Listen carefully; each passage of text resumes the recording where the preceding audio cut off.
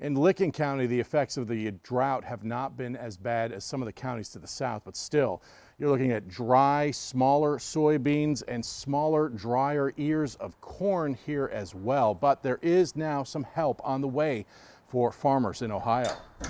Samuel Slater has been in the family business for 10 years now, helping raise 3,500 acres of corn and soybeans. His family has done it for 5 generations. That's all we know how to do.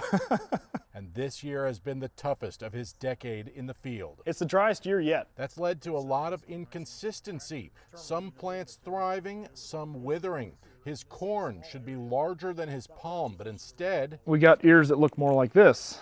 And the plants are all the way brown. The ears are tipped over. Basically, they've said, I've had enough, and they've called it quits. And his soybeans? Where these plants are all brown.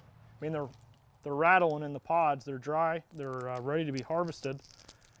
And you can see them just breaking right out of the pod there. The corn and beans growing to a certain point and then just shutting down. If we both had to run a marathon, and I had water and you didn't, you know, I would get a lot farther in the race than you would. It's going to cost Slater money come harvest time. Corn is $3.75 a bushel, and we're assuming, you know, 20 to 40 bushel off from what we've seen in the last few years. I mean, that's a big dollar amount per acre. It's even worse in the southern part of the state. That's why the federal government is declaring 22 Ohio counties to be a natural disaster because of the drought. You see them in red.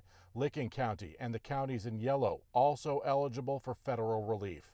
Farmers can borrow up to $500,000 at 3 3/4% interest to pay for equipment, production costs, and even family living expenses. We're probably going to be 10 to 15% off from our normal yields. Slater says he's not sure if he'll take advantage of federal help or not, but knows that smaller farms with tighter margins may have to. For now, he's planning to harvest what he can this year and then wait and see what next year brings. Last 3 or 4 years, we've had a record crop. Doing something right, and then here Mother Nature reminds us that we are totally subject to what she allows. We can connect you to the applications for some of those federal loans on our website, abc6onyourside.com. On your side in Hebron, I'm Tom Bosco, ABC6 News.